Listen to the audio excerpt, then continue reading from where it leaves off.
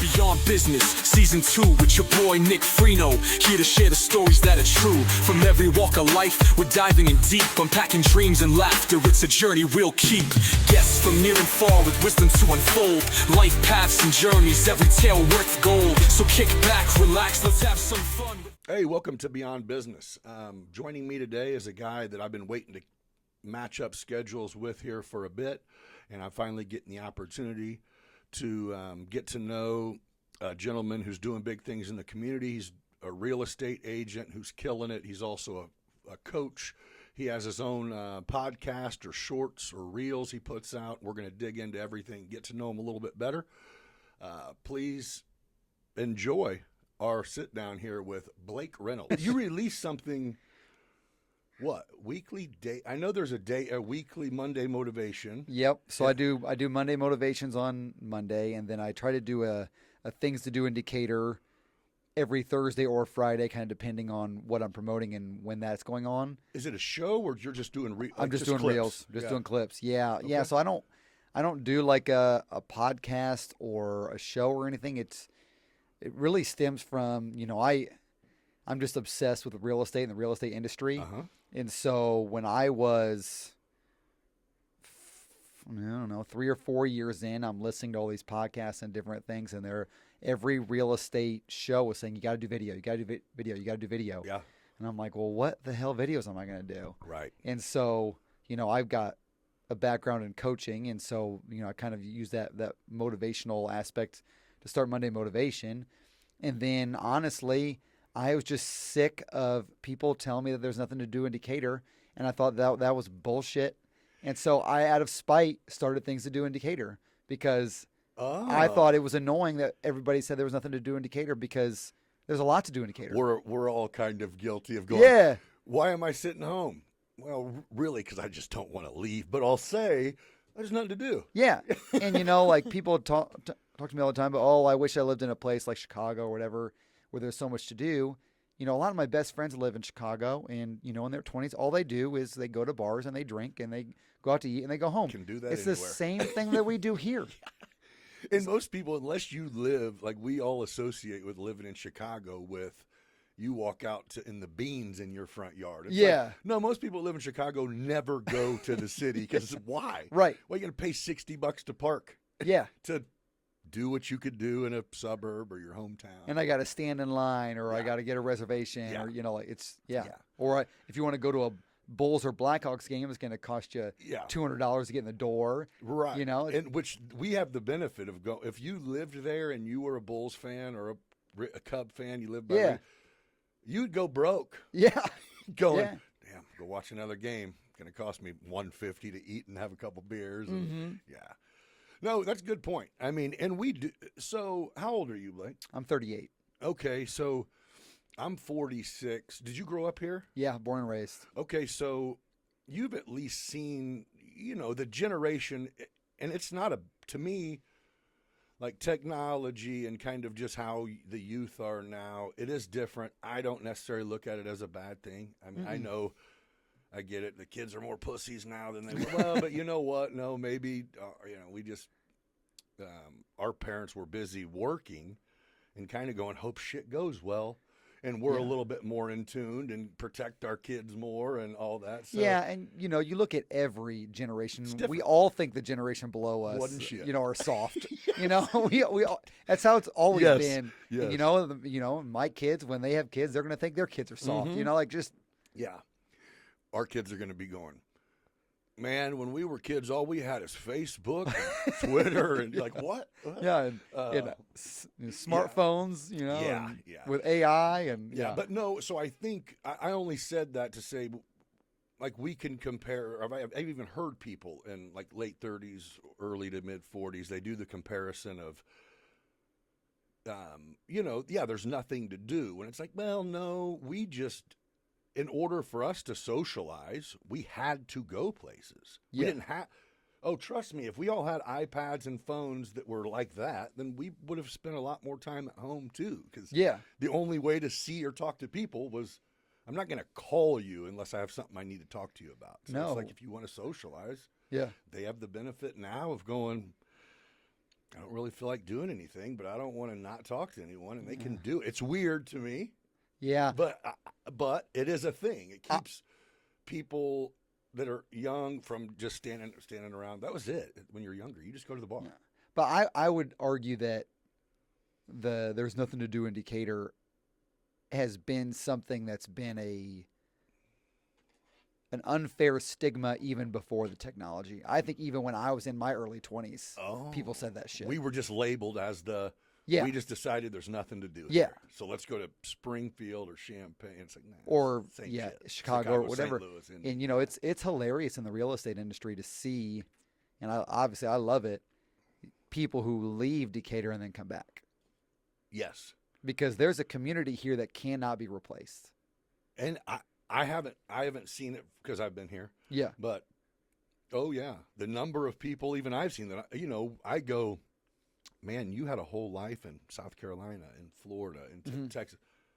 Why are you back? I even think my only gripe isn't Decatur.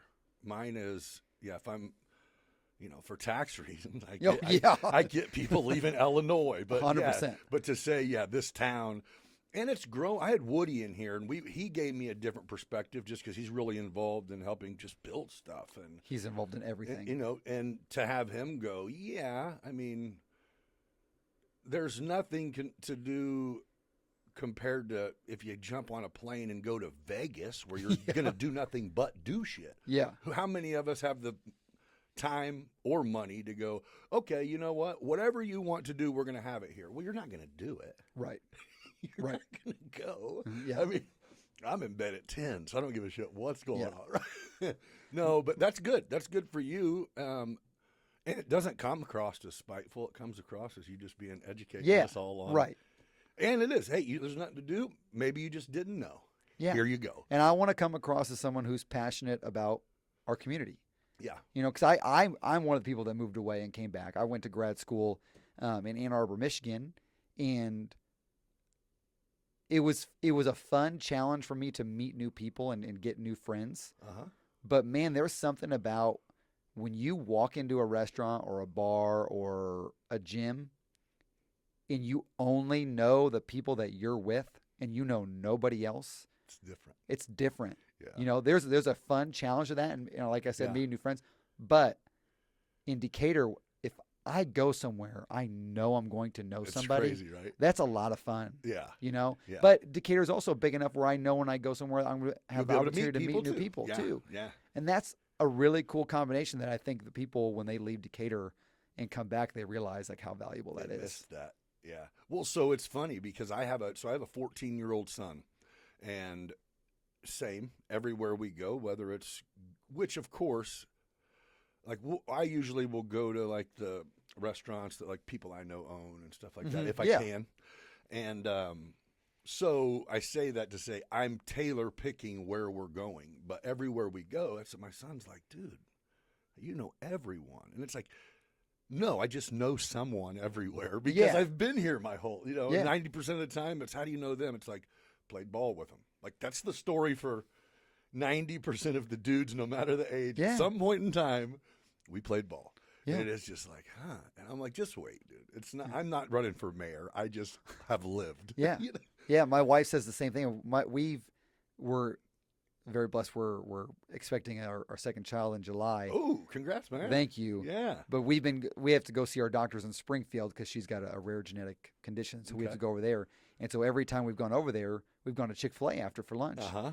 And I ran into people every time we've gone to Chick-fil-A that I know. And she's like, how in the hell do we run into people that you know in Springfield? Dude, where are you actually at? You going to Chick-fil-A all day, bro? Right.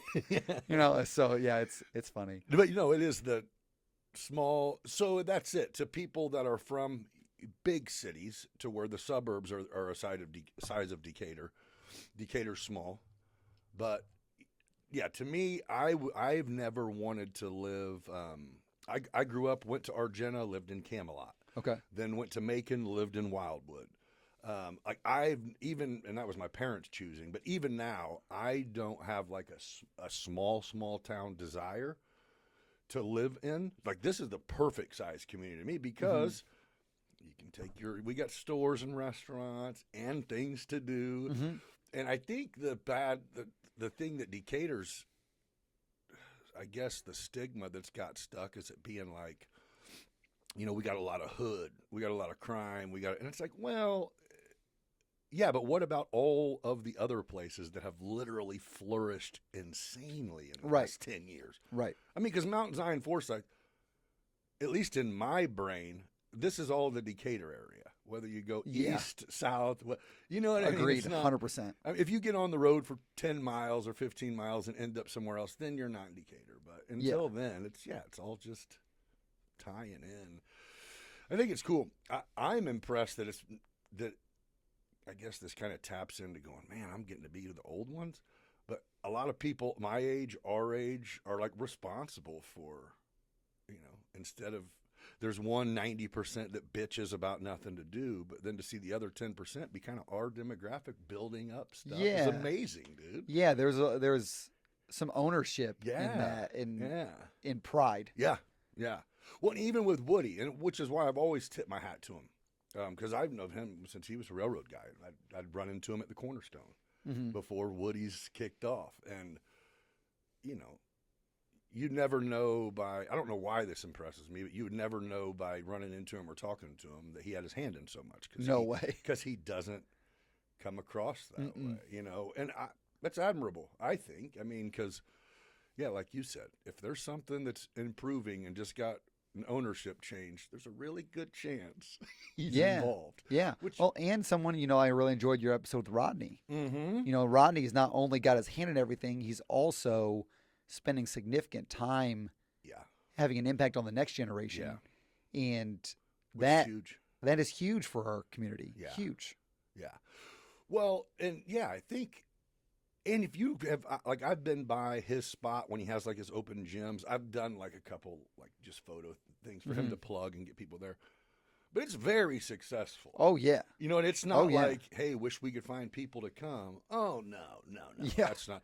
I think the constant with everything on Rodney's end is, I mean, how much can we do without getting any help? And I think that's insane to me. Like, I don't really know exactly how and where the system works for financial help, but it's like, I mean, come on, man. This dude's got people donating Jimmy John's so some kids can get a snack for them. Like, that's huge, man. Yeah. Stuff that, unless we see it and talk to people, doesn't affect us. We don't know about it. But, you know what I mean? To go, dang, man, this dude's passionate. And he didn't grow up, he grew up in a good area. Situation. Good situation, yeah. But his eyes were open. Yes. And I think that's what's huge, is to say, I'm telling you what, having every single person that has came in here, no matter what, learning about just, I guess, how other adults' brains operate is something I didn't. You don't expect to learn something from a nurse or a correctional officer, something that I'm just like, I just want to know you. Yeah. And it's like, well, holy shit. Huh. Yeah. Because I'm in the day, I mean, you're a busy guy. I mean, you have to schedule life. Oh, yeah. Yeah. So to find time to go, let me go socialize, not for work, not for anything. That's not a thing. If you're going to have time to socialize, go home with your family. Yeah. And bounce someone on your knee. That's something I'm learning a lot as we had our first child and getting married. And that was one of the biggest adjustments, was even just having to tell somebody where I'm at all the time. Right. It's just. Well, and I think that's what made me take a liking to this. As soon as I got started, I'm like, I'm going to spend a couple hours a week. Yeah. Talking. Just talking to somebody. I'm not trying to get you to believe me or sign this or nothing. Let's just sit down and talk. So smart move. It ended up being pretty cool. So I just have to assume that whoever's watching, which I know there's some people that I went to school with, they're up in the Chicago area, that they follow the cast. And so you are you're a broker, an agent. What is your title? Yeah, so I'm a real estate agent. Residential? Yeah, pretty strictly residential. The way Main Place kind of operates now is that Zane and Ben are on the 8th floor, and whatever clients we get commercial, we refer to them, and then when they get residential people, they send them down to us. Okay. I enjoy residential more and plan on sticking with that because it's a little bit less business cutthroat and more relational. Yep. And that's really what I enjoy. I enjoy people. I enjoy, marketing. I enjoy relationships. I enjoy making phone calls and texts and stuff like that. And that's another reason why I went to Main Place. I switched to Main Place about 3 years ago. From where? From Decatur. Okay. And, Main Place has really just put me in a great position to do the things that I enjoy, like the marketing and the relationships and Little free reign. the events. Yeah, and then they help me with the things that I'm not as good at, the crossing the T's and the dotting the I's and the things that I don't want to pay as much attention to. I want to go move and shake, and they help me with the other things. Well, and I will say, and I mean, this is definitely a pat on your back, is you seem to be setting a standard, like you stand out from the rest of the agents, even at Main Place. Oh, thank you. Well, but you make an effort to do so, whether it's just the reels, whether it's anything that every once in a while you'll do it while you have something scheduled. You'll go, this stupid ass shit, let's go. But you know what I mean? And when it's all said and done, dude, we're a social media world. So you create things to be popping up on timelines and algorithms. I mean, that's the name of the game. That is the name of the game. You don't like it, exit, you're fine. But when you start looking for real estate, you are going to see it again. And it's going to, so I just think, there's people who could, maybe take, you take being a real estate agent, you can tell you face it as it's not just a gig. No, definitely not just a hobby. Definitely not just a job. I know you make, obviously, but the thing is what I try to do is I try to integrate all the things about my life that I enjoy also into my business. So I enjoy coaching basketball. Yeah. So I coach basketball at Mount Zion for 7th grade, and what's great for my business is I meet a new set of parents every year that hopefully get to know me, like me, trust me. That way, more opportunity. Yeah, and then I really enjoy being around young people, and so I saw the opportunity to do the CEO program at Mount Zion. I was going to get there. Yeah. I'm blown away by that. Actually. Yeah, so that's been super fun, and just incorporating that, into my social media and into just my overall business to show that I do love selling houses and I'm obsessed with selling houses and helping people through that process, but that's not all who I am. Right. You like people. I like people. I like doing things that also help other people, and I like seeing other people succeed. And hopefully, well, God blesses that. Yeah. Yeah. And so far it seems like he has. He has, yes, very much so. And I think so that's it. If you're people buy houses, that's a really big deal. It's it's one of your biggest purchase of your life, hopefully, probably, if not up until this point. And there's a lot of stress in that. So for them to look at someone and go, of course, we all know whether you're selling insurance, real estate, vehicles, if you sell, the end game is a commission, period. We all know this. But to have it more like you just said, hey, if you don't like this house, we'll find you one. I want you to be happy with what you're doing. Yeah. And I think that's it. It seems like your approach kind of takes away the salesman part of it and just goes, hey, you need a professional because you're about to make a big decision. Let me be that professional. And if I can't be, I can find you someone who will be. And that's whatever. That's exactly why I switched to real estate and why I started doing it, is because I had other sales jobs before with big businesses, and I'm going around making sales calls, and it didn't matter what kind of relationship I built with the buyers or with my clients. Right. It didn't matter. All that mattered was, what can you do for me on price? Right. Who brings the best price? That's all that mattered. Yeah. And I looked at real estate and I thought, all I have to do, which is it's difficult, I have to get somebody to commit to going through the process with me. Yeah. But then from there, I don't give a shit what house you buy. Right. You know what I mean? Like, it doesn't matter to me. Like, what I care about then at that point is you making the right decision for you and your family. I'm so just going that to make this ride as Yeah. smooth as possible. I want you to have the Right. best experience possible so that it benefits you and your family. And so that when you go through this again, you give me a call. Yeah. Or when your cousin or your brother or sister or your friend goes through the process, you say, hey, I had a great experience with Blake. I really know him. I like him. I trust him. I really think you should go with him. And that's Yeah. the name of the game. Well, no, that's awesome too, because most people, you think of, at least me, I think of like buying a house or moving. It's like, oh. Yeah. But if you have someone go, oh man, this was a breeze. Yeah, moving sucks, but the rest of it was easy. I mean, it's not, it doesn't take much to go. I know a lot of realtors, and I still would absolutely cherry pick when it's time. Yeah. You know what I mean? Yeah. To go, hey, remember what you said? Here. Mhm. Here, I'm not trying to deal with this shit. Right. Yeah. Yeah. I always joke with people, and especially clients, and say, moving sucks, but please don't tell anybody. Right. Please don't tell me. Yeah. But it is, you know. And Well, I only say moving sucks is because, you gradually fill up storage areas in your home, yeah. with closets, and you're like, wait. the further life goes on, the worse it gets. Oh, man, I know it. My parents started doing this thing. It was kind of as a joke, but like every year my dad will have like his junk day to where he's like getting stuff out of the attic of the garage. And I'm like, yes, I will help you now. Because I'm going to be stuck one day. You will, yeah. Like, hey, you got any use for this? I'm like, leave it up there. Fuck. Yeah. No, but no, I'm just as bad. No, but that's cool, man. You seem to be killing it. So how long have you been in real estate? 8 years. Yeah. So So you it's did 5 years of Brink Otter?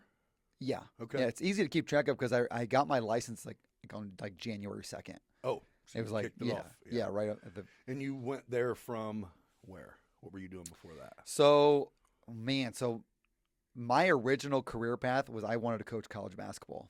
That was my thing. And so I graduated college and then at Millikan, and then I got a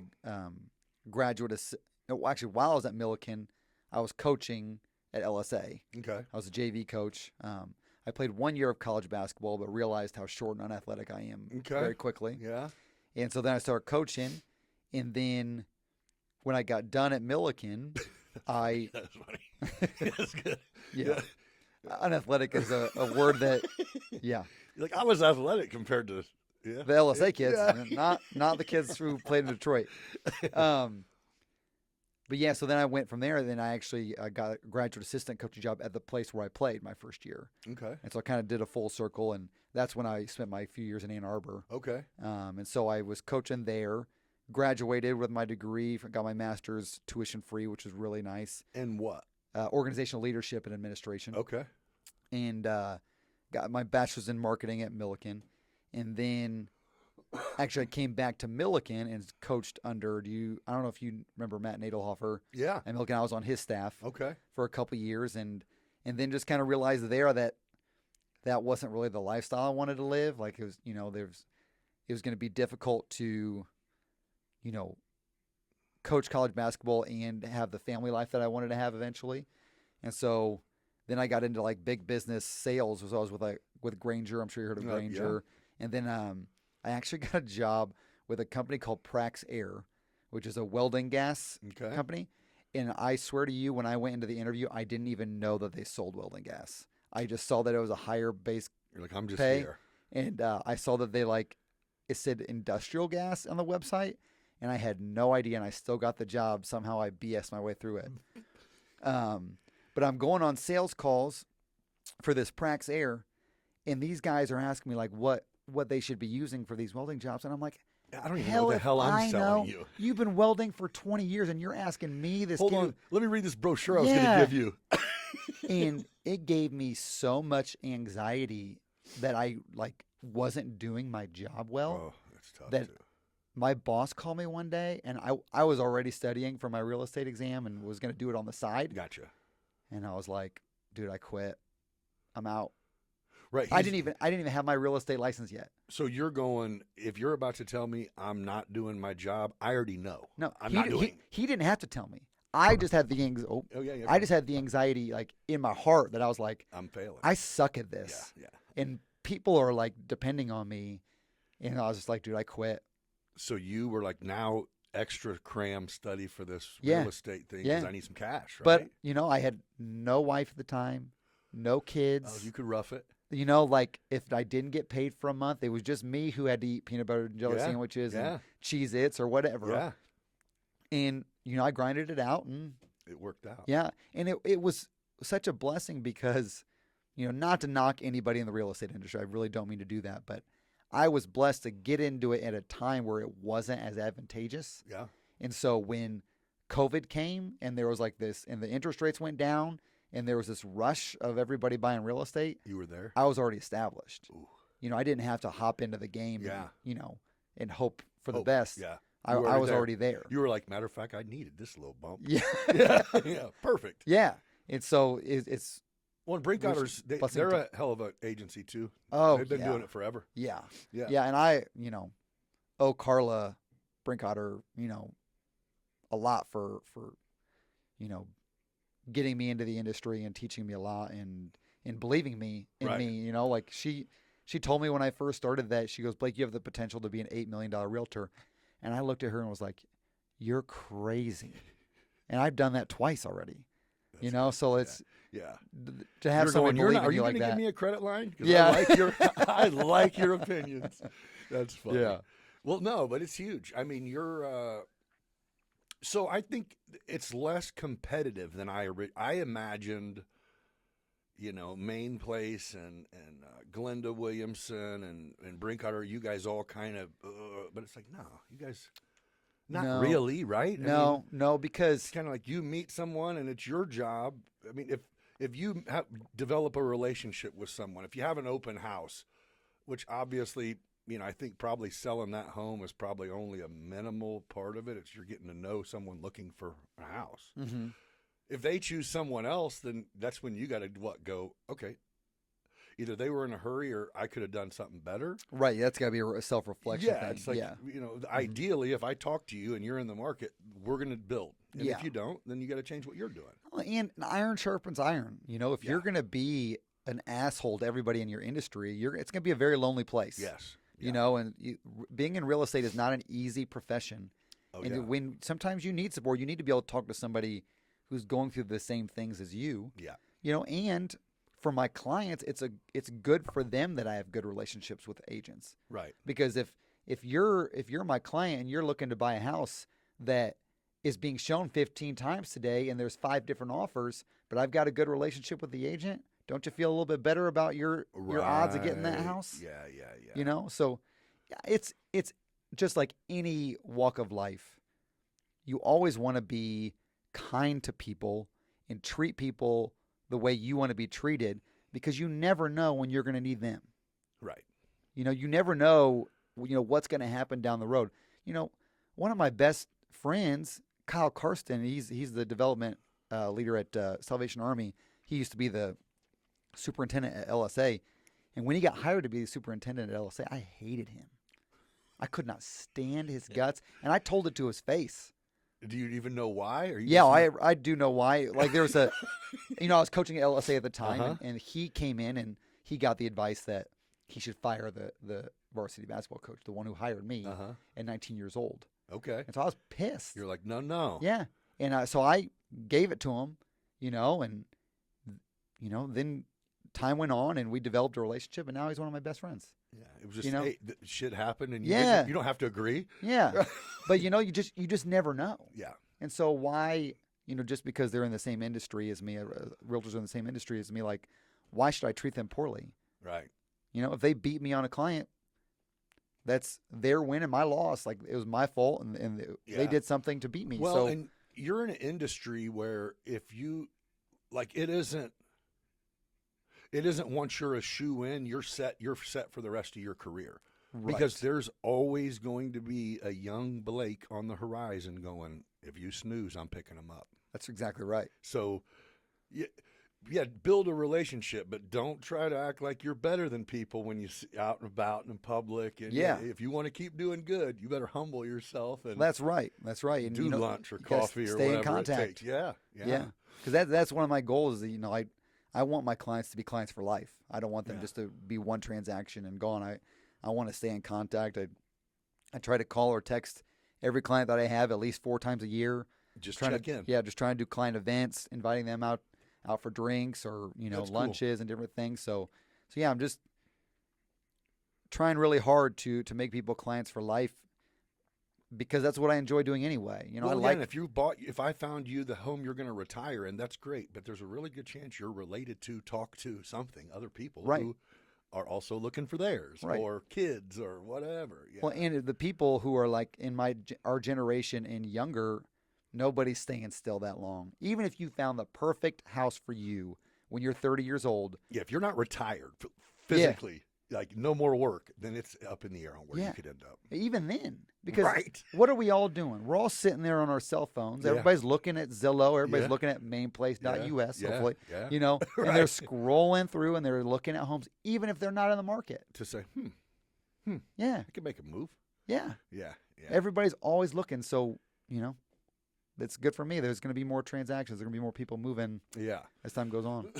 Well, so I guess you kind of answered. What in the hell was that? I got something else dinging I don't know. in here. Who knows? Yeah.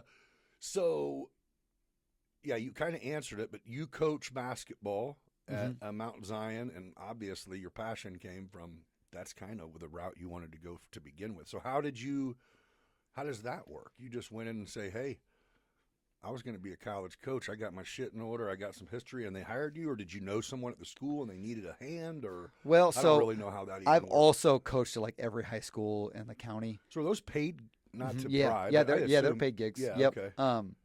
And I didn't even take my salary the first couple of years at Mount Zion, but then once I got a wife and children and Yeah, I I'm can't. spending No my more time hobbies. Yeah, they were like my wife was like, you need to take that money. Like if you're spending that time away from Right. your family.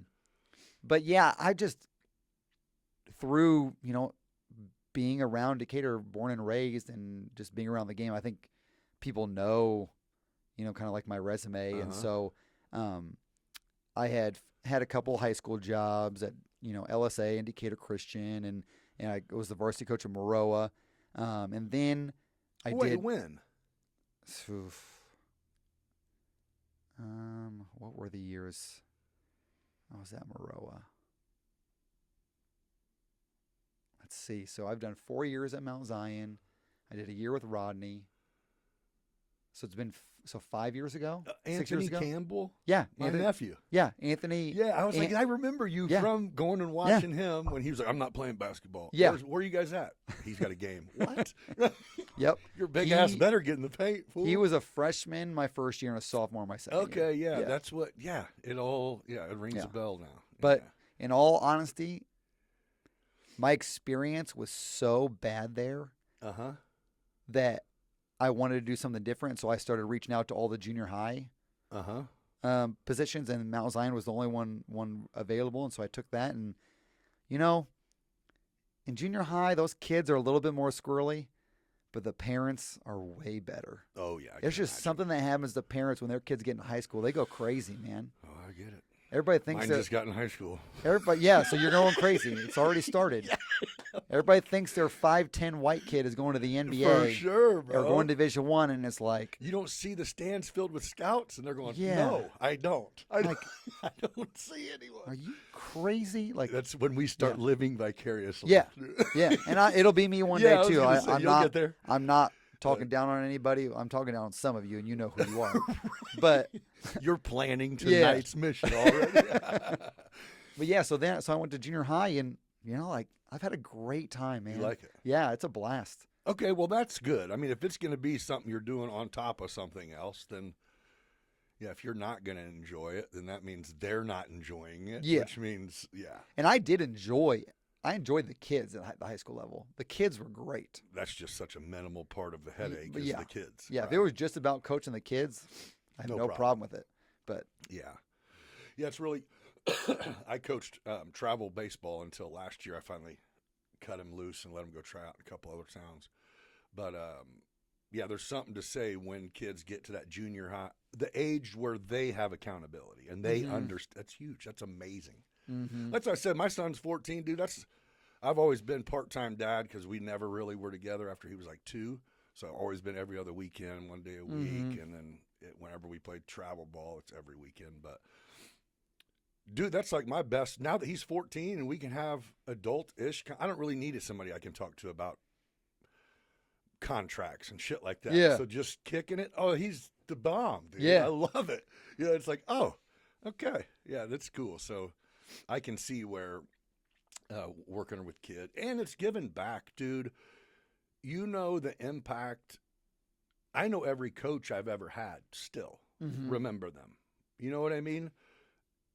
There was a guy who came in very recently, yesterday actually, and he's an entrepreneur, and he has a lot of people who work for him. And he said one of his prerequisites, other than college, is they had to have been a collegiate athlete. He's not doing a physical company, but he's like the hunger and drive of someone who played at an advanced level were just different. You know what I mean? That winning is something you'll think about by yourself in the car, where most people just go, oh, that's done. You know, it is just a different mindset. And yeah, the people who Jostis is coming in tomorrow, and that's who we were talking about. Is it was like, even if he's not sending 3 kids a year to go play college football, dude, the impact that coaches have on kids' lives. We very rarely give a shit what our dad says, like as far as heart to heart wise, or when you're a kid. Yeah. Usually takes till you're about 30. Yeah. And then you go, damn, Dad. Yeah. Good shit. Sorry. But you know what I mean? So to have, like, you're a mentor, even, just because kids are in good living situations doesn't take away the fact that, just because they live in a nice house don't mean they are getting any type of guidance of what the hell is going on. Yeah, you have no idea. You have a big part. That's awesome. It is. It is fun, and it's really rewarding. I'm just almost addicted to that, seeing a kid and you see that moment where it clicks. Yeah. And you're just like, yes. Yeah. Like you're getting it. Yeah. So you go in public, and do you get the coach? And you're like, uh-oh, who and from what era am I talking to? They refer. Do you get it? Oh, I love it. Yeah, sure. I love it. Sure. It's great. Even just, and it's the weirdest part was probably when I was like still in my mid to late 20s. And I would hear that at a bar. Right. And you're like, oh shit. Yeah. Yeah. But there you're like, oh yeah, you're not 21. And they're like, yeah, I am. Like, oh my gosh. Yeah. Yeah. No shit. Yeah, that's crazy. Right? Yeah, you're there, buddy. Yep. That's funny. There's still like a couple kids that specifically, and I haven't coached them since they were like 8, but it's almost like their parents have, that's coach every time you see them. So still. And that's how it should be, in my opinion. For sure. Like anybody who's ever coached me, I don't care at what level, I'm always going to call them coach. No doubt. No doubt. Yeah. I'm even selling a house for a teacher I had in high school. And he's like, call me Jeff. And I'm like, no, absolutely not, mister. You're Mr. Selewski. Yeah. What do you think I am? Yeah. Right. Oh, so my parents would kill me. Right. That's funny, though. But no, I just think, it's good. I'm sure for you, obviously, you got a passion for it, even if real estate's your thing. You got a passion to coach. So at one aspect or another to be able to do it, that's cool. Yeah, I love it. So where did this the CEO program? Yeah. Amazing, dude. Yeah. I mean, really absolutely. Cool. Because, even in college, of course in high school, but in college, and I think pretty much even in grad school, in every aspect of education, nobody ever teaches you what to do with your education. Right. It's just you get information. And I think that kind of also is what helps people have so many different approaches. You kind of have to do, now you got what you need here, you have to go make it work. That's not that easy. No. You have to have a special personality to go, okay, hopefully I'm not just outgoing because I know a bunch of shit. So for you to have something that, at least I assume it's going, there's being able to interact. And, so there was someone that I knew that was a mentor for, is there another There's a few. Central Illinois. There's Central Illinois. There's the Sangamon County CEO. Yeah, there's quite a few. So I originally thought you just came up with this and started it. Oh, Someone no, told no, me no, they were like, I was a mentor for the Central Illinois one, and they were just expressing how it went from like day one of a bunch of awkward kids not knowing what the hell to like 4 months later they're opening doors, popping up shaking conversations, hands, and it's like, dude, it took me till I was way late in life to just, and it isn't even really like courage. It's just the comfortability to go, hey, everyone wants to talk to someone that's friendly. What's going on? And have an adult conversation. Yeah. You think about how far ahead these kids are at 17 amazing. years old.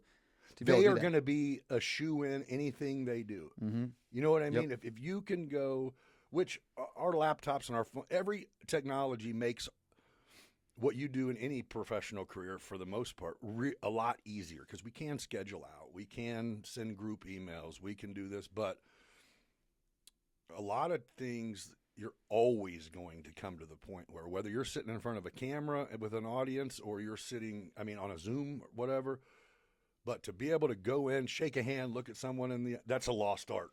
Yeah. It's diminishing, but it's like, oh, people cutting checks still need that. Mm-hmm. Oh, for sure. So sure. I think that's it. So take me through it. How did what you just heard about it and was like, oh, we're bringing this shit here? So, well, I didn't start it. I wasn't part of the process. Oh, you're just involved. I'm the facilitator, which is like kind of the most involved position. But I had seen on social media. So it's safe to say you at least brought it to Mount Zion. No. Oh. So what? Here, I'll tell you the story. So they had established themselves for their first year, and I kept seeing things on social media, and I'm like, man, I'd like to get involved in that. Okay. And so I'm kind of liking the posts and supporting and commenting, and then I see, and I knew who the facilitator was. Okay. Molly Carpenter is her name. She used to. No, I was about to say something wrong. So yeah, Molly Carpenter was the facilitator, and I was coaching her son at the time at Mount Zion. And so I was like texting her. I was like, hey, how can I get involved? And she was like, I'm actually resigning from the position. I can't do it anymore. I got a new job. I can't do it anymore. And so I'm seeing the facilitator position be advertised on social media, and I'm like, I don't have the time to do that. Quit it, Blake. I can't do that. And I just kept seeing it, and God kept putting it on my heart, and I'm like, you're like, I did reach out and ask how I could get involved. Son of a bitch. Here I am applying for this job. So I apply for the job, I interview, and I honestly didn't think I was going to get it. They at the end of the interview, they're like, we really appreciate your time. No matter what, we'll get you involved somehow. And so I kind of took that as, keep on keeping on. Yeah, like you're not getting it. And then I got it, and I was like, oh, okay. And really the reason I wanted to do it was because I've had all these awesome opportunities to give back to kids through basketball. Yeah. And that's been so much fun. And this was an opportunity to give back in the business world. That's huge. And I was like, this could be really cool. And so learn the job, and there are aspects of it that come really easy to me because I know so many business owners, and a lot of the job is scheduling business visits and guest speakers and things like that. But then also I'm facilitating them through, like, the first semester they had their class business, which they did their CEO market. And now this semester they opened up their own individual business. Oh, that's cool. Yeah.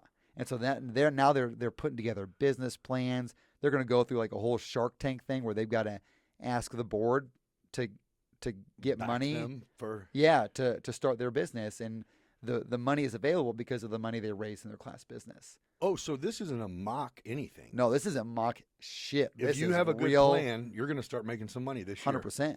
Oh, hell yeah. 100%. The first year they had a student. In what? Any business, right? Any business. Care if you're a lawn care or we've got that. A hot dog vendor, whatever you want. Yeah, whatever you want. We had one young woman who did like the permanent jewelry, and she took out a $3,000 loan to get a welder, and she made it all back in one weekend. Damn. Good. Damn. Yeah. So, we had a young woman last year who did like some Mexican desserts. She crushed it, and we only had 3 students last year because Molly resigned at a time where she really couldn't do any recruiting, and then they didn't hire me until June, so I couldn't do any recruiting. Okay. So we only had 3 students, but then we recruited our butts off. We had 38 applicants this year. We accepted 15, and then now we're going to start the recruiting process here again for the next year. And what is the kids? What do they have to fit to order to apply? Like, is there a So certain... it's a blind application actually. So they have to like write an essay. I don't know all the things that are involved because I'm not involved in the selection process. Thank God. Okay. Because I don't want any. But selection is no names attached. No names attached. They like Hell yeah. They write an essay. They do a resume. They've got references, and then it's a blind selection from there. That is super cool. It is. It is. Huh. So what about age? Is it just high school or is it junior, senior? It's high school. We did juniors and seniors last year, but with 38 applicants this year, and we were only taking 15, we took all seniors. Yeah. So that obviously the juniors will have another chance this year to apply. Yeah. So yeah, it's super cool. Man, that is really cool. Man, this kid needs to get his applications on. Does St. T have it? Yep. They go to yours? yours? So yeah, actually, St. T joined us last year. So we have Mount Zion and St. T, and I think almost every other like Macon County parochial school, not parochial, but the outskirts schools, I think they're all in it. Okay. Really, the only schools missing out right now, and my dad is not happy about it, is the Decatur Public Schools. And why in the hell would they be? It's just they have to have it. It has to happen. Yeah, they just have to start it. Yeah. Oh, yeah. Yeah. So my dad's on the DPS school board, so he's like, we need to get this. we need to get this going. And to me, dude, I hate to say it, but I guess it gets kind of fuzzy when you get into you're actually starting businesses. Like right. that makes it a little bit more hairy, but damn it should be at least something in the same realm. Should be a class that seniors have to take. You know what I mean? Like we are going to at least prepare you for, or not have to take, but you have the option to go. And I don't really know what all you guys do, but it sounds like you're going. We're going to cram you guys. People do this for years, trying to come up with this idea and put it into fruition, and we're going to show you how to do it right now. Yeah, that's amazing. And even like some of the business visits that we're doing are exposing them, one to like places they had no idea Decatur had or offered, but two, just even different industries like that they, as a 17-year-old, would never think about. Everything that gets done is a business, isn't that? That's nuts. Every single thing. I mean, like we're going to go visit financial planners. Yeah. What 17-year-old is thinking about financial planning it? Yeah. As a senior in high school. Yeah, it usually comes to where it's either they actually meet one or they will wait till they need one. Right. To step in and go, okay, this is part of the plan. That's impressive, dude. Yeah. Yeah, that's really neat. And talk about watching kids grow and I'm sure you can pick them out. I'm going to bet that, especially since the application process is, I love that it's not just, hey, this is so-and-so's kid. Yep. I was just going to say, man. 100%. Blake's kid, man. He fucking led this thing for 5 years. You got to let him in. Bullshit. Yeah. Bullshit. Yeah, it keeps it clean. Yeah. But we need to get the kids out here. You need to meet them. Oh, yeah. So it wasn't to you. I didn't realize how involved you were. I had seen something. They went to Tailor Made. Yes. They went there, and I had seen it, and I messaged, I think it was a woman, and just said, hey, how can I get involved? And I never heard anything back, so I kind of just was like, okay, maybe I don't even know. And then I found out, I'm like, wait, what's he doing? He's like, runs that shit. I'm like, wait, what? Well, no, I think that's it, is like you just nailed. Not every, if you ask my kid right now, hey, you come up with a bit, it would be like, I don't know, but you expose them to how many different things are businesses. I mean, literally. Yeah. I guess it broadens their horizons. And I think it's just cool because you're sending kids out and their plan might totally change, but to be able to say, I have the experience of starting a company. Yeah, and what a low-risk situation. If they completely screw this up, who gives a shit? That means they're 17. Yeah. And you can do this, you can fail 10 more times. Yeah. Or you can succeed and not even want to do anymore and sell it. Bang it and make money. Yeah. Yeah, you're right. Yeah. You don't have to pick something that you're going to do the rest of your life. I kind of encourage them, do something that's a fad. Right. Jump on a trend or Yeah. try to start one Yeah, or get do it- something. yeah. Yeah. Yeah, do it for 2 or 3 years, sell it, move on. Yep. You know? Yeah. Yeah. No, I feel that. So that's what my drone company was started for. Really? It was strictly started to sell eventually. Yeah. Well, Yeah. in the next few years. But yeah. But you know what I mean? It wasn't like, this is what I'm going to do. It was jump on a trend on the industrial side of, the wind turbine blades and the solar fields and telecom towers and all that. And it was like, okay, I have to start it, operate it this long, make it this valuable, and then get the hell out of it. Yeah. I'll be a hobbyist forever. Or pay somebody else to run it and yeah, keep collecting that's it. checks. That's it. Yeah. That's it. But yeah, I think what you're doing is awesome because my education has 100% come from failure. Yeah. You know what I mean? I didn't ever have a class that. Yeah. It was just, hey, this is an idea, and so I think the benefit and what you have with these kids, and hopefully that they'll get it, and I'm sure they've actually heard it from a few people that they've talked to, is how willing other business owners are to help. Oh, 100%. Like a lot of people go, and I've been guilty of it. If I ask questions, that means I don't know what I'm doing. And I shouldn't be in this position if I don't know what I'm doing, when really it's like false. Ask. You know what I mean? People want to help you through a jam, and you don't have to fly drones or do lightning protection or do real estate to know how to finagle through complicated situations or banking or accounting or, shit that we all have to know, but most of us don't because it sucks. You know what I mean? It's still, it's really valuable to, and what's nuts is the kids that age, like if you could fast forward 10 years, 15 years, whatever, when people are out at bars and restaurants the day before Thanksgiving or Christmas break, these are going to be successful adults that know each other from, you know what I mean? Like, that's just cool. I mean, it's just a neat, no one taught anybody how to be entrepreneurs. They just told us to go find a 9 to 5 and put in overtime if you can. Yeah. So that was your different thing. Your approach, it seems like immediately you went into sales of whatever sort. So you were stuck on the idea of, I'm going to be responsible for what I make. Was that kind of your thing? Yeah, and I just really wanted to leverage my ability to develop relationships. Okay. Like selling something just based on the price, like, was miserable. And I'd been born and raised in Decatur. I felt like I knew a lot of people, and I was not able to use that in my business. Right, it was just there. It was all transactional. Oh, so you were thinking, how can I make what I've built without even trying, just because that's been my life? How can I use that to my advantage? Right, correct. Yeah. That was really it. Yeah, that's cool. And, and it just makes life fun. Right. To be able to, you're helping people, you're hopefully doing a selfless act, helping people in one of the most important transactions of their life. Yeah. And you're getting developed relationships at the same time, and I get to mix all the things that I love to do with it. I love coaching basketball. I mix it with my business. I love smoking cigars. Yeah. I mix it with my business. I love to play golf. I mix it with my business. Right. Right. I'm not stuck or held back from doing anything.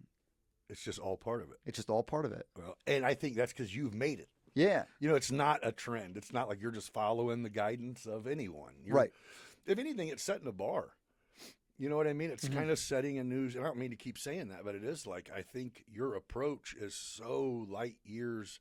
I mean, obviously Chris does his little, he's got a podcast or two and he does clips, but some of the other agents, not even saying anyone's doing anything wrong, but if someone wants to take notes on how to be the one that you get thought of, I mean, they could easily take note. I mean, I hope so. that's the goal, and it's working. I mean, it is. It's thanks. Hell, whether it's your Monday motivation, or I love the idea of you go, oh, you guys, no one has shit to do, huh? I kind of want to change it. I want to, I start with like, hey, things to do in Decatur this weekend. I almost want to start it and I get some people to do voiceovers, and instead of it starting with me to be just being people whining and saying, there's nothing to do in Decatur. There's nothing. Yeah.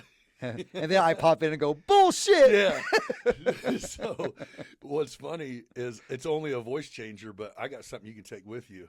and you can literally make it so you have a different voice. You can bitch. Bitch to yourself. Whiny lady. Yep, I got that. That's funny. That's the button on the thing. I didn't make up the word. Right. No, that's great. Well, yeah, you're killing it, dude. Thanks. I love to, and you're in a good spot. How old's your kid? He'll be 2 in May. Oh yeah, so it's about to get interesting. It's about to get real interesting. We're having another boy. Oh yeah. So tear this shit up. Yeah. Tear it up, man. Yep, it's gonna be interesting. So is your wife a local gal, or did you bring her Yeah. here? Okay. Yeah, no, so she's her and her family, they're the heart of the earth, man. They farm out in Oakley. Okay. Yeah, but they're like the southwest corner of Oakley, so they're still like actually Mount Zion school. So she went to Mount Zion. All right. And then got her physical therapy degrees at Bradley. And yeah, met at the Barstool Open. And, Okay. Yeah. Yeah. This weekend, baby. Anniversary of our meeting. Yeah. Is that this weekend? It is. Oh man. Yeah. Yeah. I just got kind of told. Well, so I'm going to go out to a few of Woody's got like 5 spots in it. So, That's it? I yeah, feel like right? he'd have You 50. slacker. Yeah, he probably could run the whole thing himself. Yeah. Which, are you aware? I did ask him if it was public. Oh yeah, I'm aware. Okay, I Yeah. won't even say it then. I won't even say it then. Yeah, because his partner in that is a good friend of mine. Oh, okay. Yeah, and I just very was excited. Yeah, that's what the other day. Well, because when I had said, I'd put something out on Facebook and just said, hey, whether you've been in here or not, if you're an establishment owner and you want me to come by and just talk to your bartenders and stuff during the madness of Barstool Open, let me know. And he put all his spots. And I said, Jen's, that crowbar, I said, that's not going to be, he's like, oh, it's in it. It'll be open this weekend. I'm like, oh, shit. So he's got that. I was like, all right, cool. And then he told me about the other thing. I go, is that public? And he goes, well, it's not a secret. I was like, okay, well, I'm not going to. Yeah, I get it. So I think the proof is in the pudding that the restaurant industry is not the easiest industry to be successful at. I can't imagine. Can you imagine making money off $20 purchases that you're getting 5% of? Like, Yeah. you're supposed to get rich? Yeah, and They're not rich, but it's hard. you think about all the restaurants that have failed, not just in Decatur, but in general. Period. Like, it's not an easy industry. No. Oh, I think it would be. It's kind of what Rodney, whenever he came in, he goes, yeah, I don't know how they do it, man. If you don't have gaming, if you don't have a night where people come in just to drink a little bit, how do you do it? I can't imagine. Yeah. But our friend old Craig has figured that shit out. Woody's got it, dude. Yeah. He does. And that's why I kind of tip my hat to him whenever he put that thing out on Facebook. It was like, hey, if you're thinking about jumping into this industry, let me help you. I'm done. I don't want anything else, but I would love to help anybody who needs it. Like, he put that post out. He put a post out so when he came in, I'm like, that was bold. And he goes, it got to the point where people were contacting me to like, hey, there's a spot open, and I would buy it. And it isn't because I'm loaded. It's just I kind of know how it works. And he goes, I think it was by this summer, he'll have 12 businesses. And he's like, that's it. I don't want anything else. And they're not all restaurant, but I don't want anything. And this was the 12th one that he just landed. And he goes, now it's just time to take care of what I have. He goes, because at the end of the day, fuck, if you're coming to me saying you got a great investment opportunity, then take it. Let me help you. Yeah. And I was like, that's huge, bro. Yeah. That's nice to have someone that's been through it a dozen times to Yeah. go, hey, you don't have to take my advice. And that's his first thing was, he goes, the very first thing is, if you found a business for $200,000 and you got $200,000, you don't have enough money. Period. Stop thinking that you need what you think you need. Yeah. If you got $200,000, then you need a $75,000 business. Yeah. Yeah. And I think that's it. It's just going, been there, done that, been there. And that's when I said, how the hell can you actually make good money off, markup in the food and beverage industry? And he goes, you can't. You just have to have 10 places. You know what I mean? If you have one, Yeah. no, you're going to work. Personally, you're going to work if you Yeah. have one. If you have two, you have three, you can get a manager. You have four, you can make money. If you have 10, you can make good money. It's like, oh, golly. It's tough. That's It's tough. you got to do a lot of right things. Yeah. Yeah. He's a smart guy, He too. is. Yeah. Yeah. The guy that fucking juggling act. Jeez. But yeah, he's doing it. But I think the common thing, and you even kind of went to it when you go, bro, I was solo when I quit, unemployed, going to be a realtor. Mm-hmm. You know, I think those humbling moments where you're going, I want chili or beef ramen tonight. Yeah. Yeah. Those are the times where it's like, there's no shame, but you reflect back and go, oh, dang. You can look and say I got it made and this is easy and I got the good life, but you did not pay attention, nor did I tell you Yeah. when shit was not so great. Oh, those sink or swim moments Yeah. kind of define who you are. For sure. You know, how are you going to respond? Yeah. Yeah. You know, and How many people have their real estate license only? I mean, and that's Oh, it. They didn't do anything yeah. with it. They just someone sat down with Blake. He told me all this money he made, so I'm going to go home and figure out how to take it has nothing to do with it. I saw a stat that said half of the realtors in the United States who have their license on the MLS didn't do a transaction in 2024. Yep. Now, some of that stat is a little inflated because there's so many teams now, and so maybe all the transactions are on one team of the MLS. But still, Well, no, that's a staggering statistic. I 100% believe it. Yeah. Just because I think, again, if I get this, so in my industry, the number of people who post their FAA 107 pilot license and said, "Got it, ready to go to work." Who's having people fly for them? It's like, I mean, you got a drone license, cool. I mean, Yeah. so What else? yeah, Yeah. you got 500 hours logged. If you just got your license, then we'll holler at you in like 2 years. And I think that's kind of it's Yeah. a gut check because, Mhm. but I'm not the one to go, oh man, all you have to do is this, and you can. No, I'm a realist for sure. You know, to where it's like, oh, keep your job. Is Yeah. what you do. Yeah.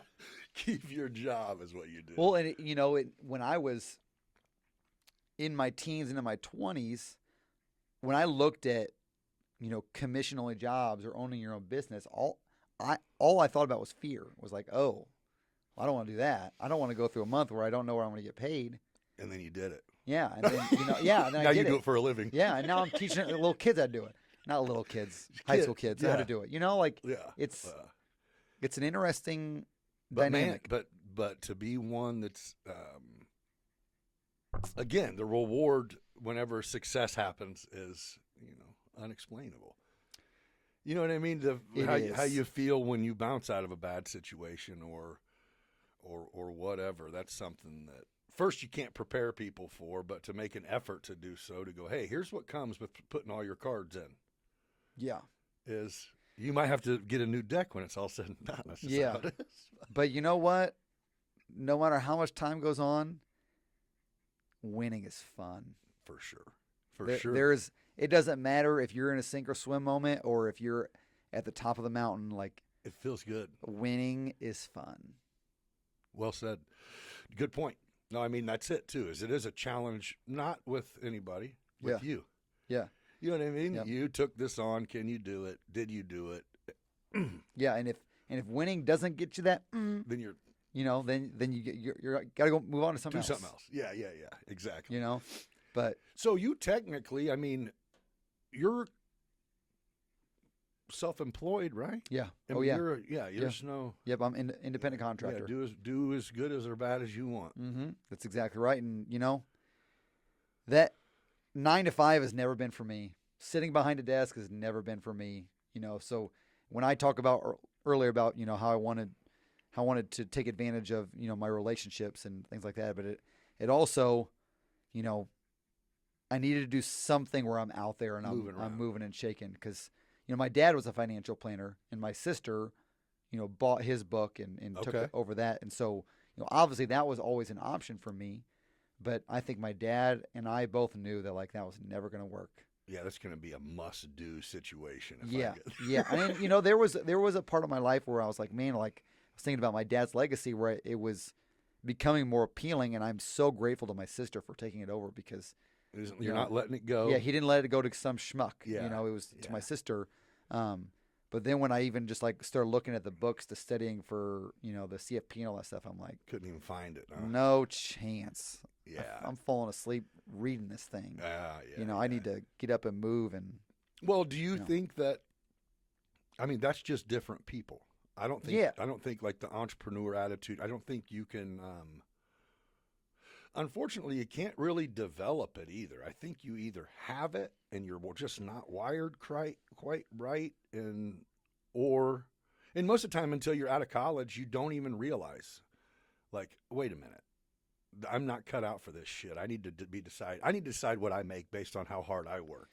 Yeah.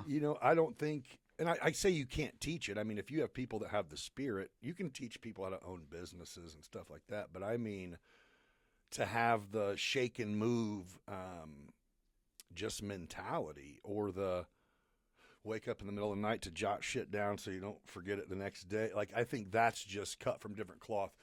And there's nothing wrong with career professionals who 9 to 5 it. I think they're huge and they're big, but again, I think they look at you and go, "This guy torturing himself. He's always busy." And you're going, "No, I'm not. I'm having fun, and I'm just making." I don't ever have to check into work and hate my life.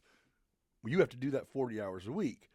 On the other side, I go, "You only work 40 hours a week?" Right? Yeah. What? Yeah. Well, I kind of look back at school, and I think I was always poor at the things that people made me do. Right.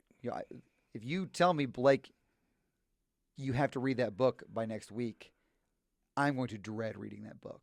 Right. But if you tell me, Blake, you'd get a lot out of this book, I'm going to knock that shit out next 3 days and tell you what and I'm going to love it.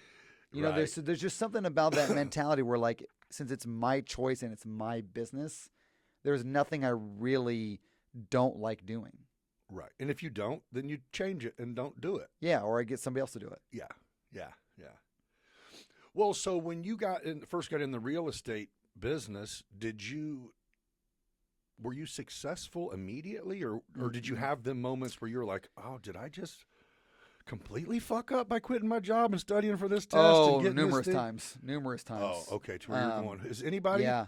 Dad, you need to move by chance? I sold $1.6 million worth of real estate my first year. Made about $30,000, living paycheck to paycheck. Right. And in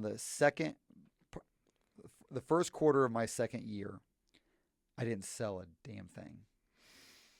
And Carla brought me into her office, and she said, "Blake, this is either going to happen now or it's not going to happen." And I will never forget, I prayed to God, and I said, "God," I said, "if you want me to stay in real estate, I need you to make it obvious. Please, Lord, make it obvious." And in the next 6 weeks after that prayer, I sold more than I did my whole first year. Damn, powerful. He made it obvious. Oh, because you were like, "Oh, if nothing's cracking, I'm going to go ahead and figure out what else." Yeah, I got to do something else. I got to do something. I got to eat. Yeah. Damn. Well, then, yeah, you see firsthand why there's a lot of people who are agents because, again, getting that, I don't know if it's a card or a doc or what it is, but it doesn't mean shit. Yeah. 80% of realtors don't see year 3. And I was on the brink, and my second year I did well, and then the third year is when it really jumped off. And I think that's a lot of business. But as soon as you got that little taste of, wait, so this is what I'm supposed to be doing? Let's fucking go. Yeah. Okay. That is when I became obsessed. Okay. When I started to see some success, and it was very clear that this is what God wanted me to do. It was every podcast, every book, every YouTube video I can get my hands on. I'm doing it. Good for you, man. Yeah. Yeah, it's cool. I mean, yeah, you definitely stand out. I know, and I think that's it. Again, it's not a Chicago area. It's 80,000. I don't know what we got, 70, 80, 90,000, whatever it is. It's small enough community where you are going to deal with people who you've dealt with somebody they know. You know what I mean? Oh, To yeah. where the benefit of you being personable definitely helps, because everyone, I don't know anyone who just looks at a sign, drives past a house and sees a sign in the yard and goes, well, whose number's on there? Let me call them. They No. do, though. Do they? Oh, yeah. Yeah. So do you want, is your goal to put your name, your sign in someone's yard? That's a listing. That's me selling their house. Because you can sell any house, right? Yes. Oh, yeah. Yeah.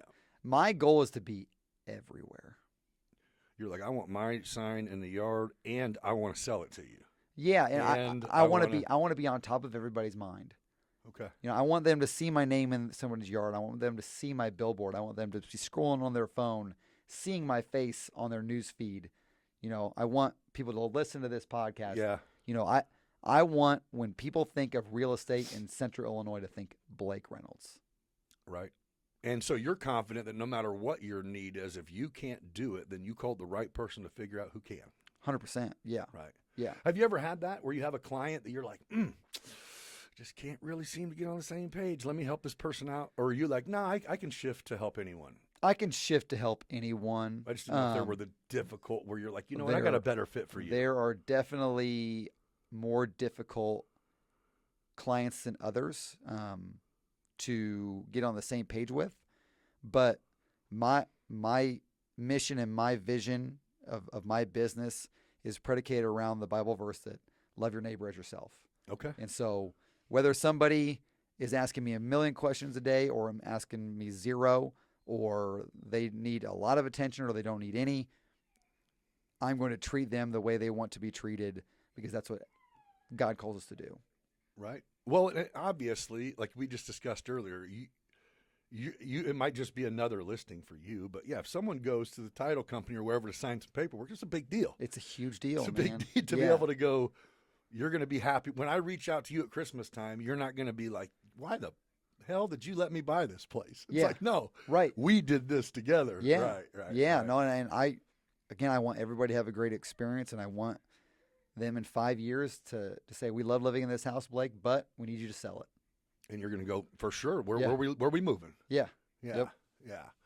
Well, so do you think part of the reason that a lot of people don't succeed in the industry is because they don't hit the ground running like they expected? You know what I mean? It isn't that you get a $100,000 check cut to you in the first year because you got your real estate license. You know what I mean? Do you think that's the turnoff, or do you think it's just like you have to stay consistent? I mean, Yeah. I could go get my real estate license because everyone in my family decided next year they all want to buy houses, and I can go, okay, let me go make some money. But then what? I think you could probably write a book on why it doesn't work out with people. But I think when people get their real estate license, they expect everybody they know to call them and want to do business with them. Right. And that's just not how business works. And I think some people take that personally.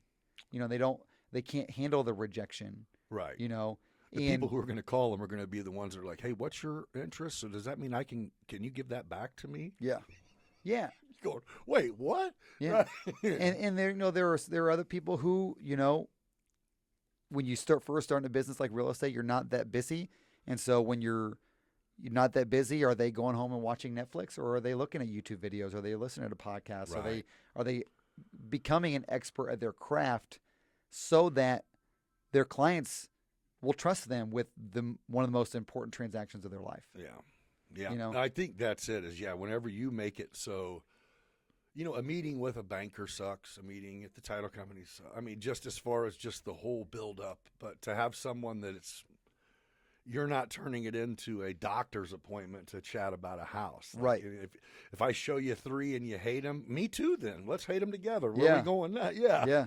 But yeah, I admire it because I was going to say it takes at least consistency is pretty key to what you're doing, because you can put out a Monday motivation video, and if you stop doing it in 3 weeks because you didn't get enough people watching it, then no one was ever going to then. Yeah. Because, Yeah. And I don't really care if nobody watches it. Yeah. If I it mean, happens to pop up and you like it, great. I enjoy doing them, and people, when I go places, people ask me about it all the time and talk to me about social media all the time. So I know that it's working, but I just do the things that I like doing, and I hope that it works out.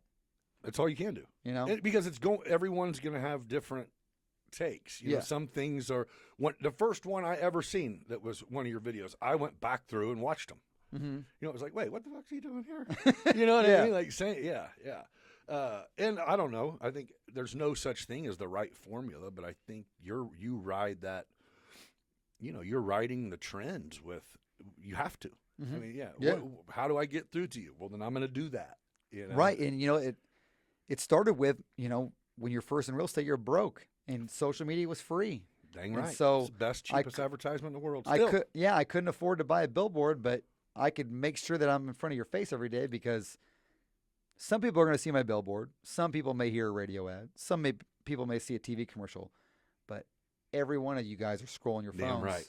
I was just going to ask you that. Do you? And I know Main Place has several billboards, but do you think that that they're effective? Yeah. So this is a great story. So I did not believe in billboards at all. I thought it was like a status symbol.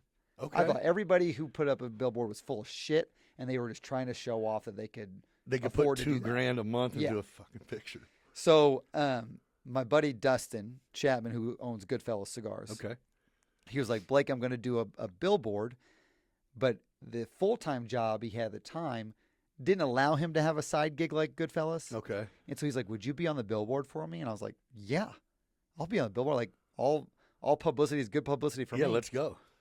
And I'm telling you, I got so much positive feedback from that. Oh, you were like, no one sees this crap. Yeah, I was like, oh my gosh, I need some billboards. I need to get a billboard. And so it was hilarious.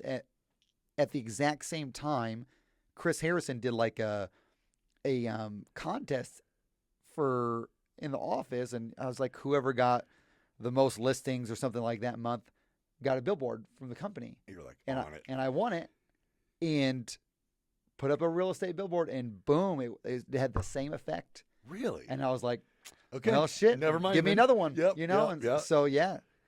So that's how it came to be. But I never believed in it. And what's crazy is I look at them. Yeah. I mean, I don't believe in them, but I say that shit don't work. Oh, I look at them for sure. You know? And it doesn't work. I don't think in the fact that I don't think somebody sees my billboard and goes, oh, I'm going to use him because I saw the billboard. It's just that top of mind. For sure. It's just that back of your psychological, mind game that we play. Just that when you think of real estate, you're going to think of me. Yeah. It is brilliant. But it's not cheap. No. You know what I mean? It's like you're spending some money on them billboards. Because I know Chris said something like you guys got like 5 of them in town. I'm like, God. Oh, we got more than that. Okay, the time he sat down. Yeah, because I have 2. Hope has 2. I think Chris has 2. Valerie has 1. Yeah. Taylor has 1. So, I mean, that's like there's 9 or 10 there. Okay. Yeah. Okay. And you know what? It's good for our brokerage to have them because we only have a dozen realtors. Brinkotter's got like 70. Right. And so for us to have that presence in the community is good. I'm saying that green and gold, baby. Yeah. You guys are everywhere. Yeah. Yeah. And that's the goal. That's it. That's the goal right there. To go, hey, what was the, yeah. Yeah.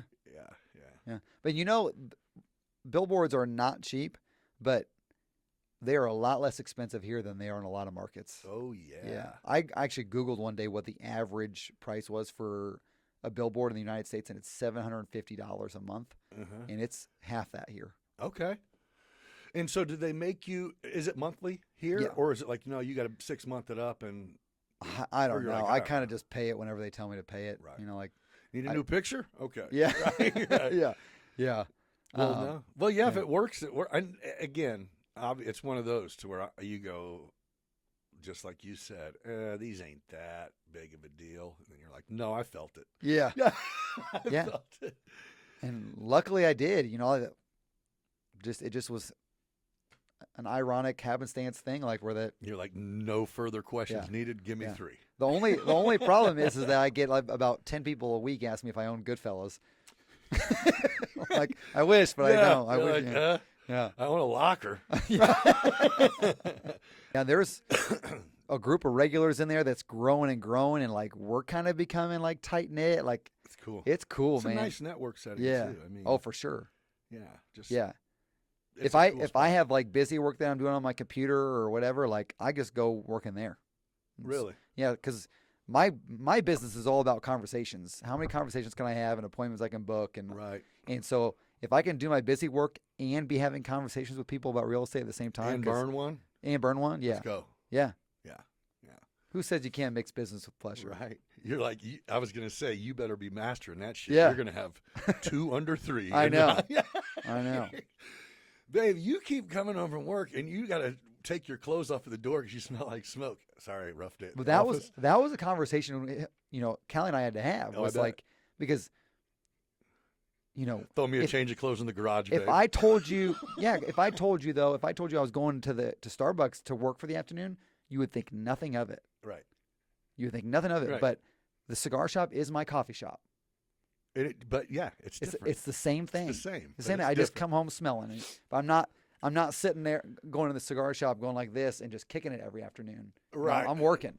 Hey, cheers, everybody. Yeah. Yeah, I'm working. Yeah, Now, yeah. sometimes I'm chilling. I'm not gonna like. Oh, I feel you. But like if I'm coming home on a Tuesday afternoon smelling like cigar smoke, it's because I was working. Yeah, I wasn't at the bar. Yeah. I was here. Yeah. Matter of fact, this is how you know I wasn't at the bar. Yeah. I smell like smoke. Now, who decides who lists like in main place? Is it whoever's contacted by a seller? That's who gets to list it. Is Yeah. that how it goes? Okay. Yeah. So like, some people it does happen where somebody just calls main place and wants to list their house. Okay. And then it's kind of dispersed accordingly.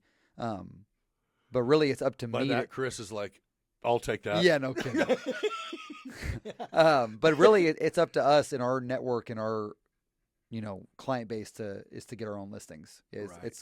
It's dog eat dog in that perspective. And then I mean, at least no matter who sells it, you're in, right? If your sign is in the yard. Oh yeah, No matter who I'm sells half of the that home, transaction. you're in. Yeah.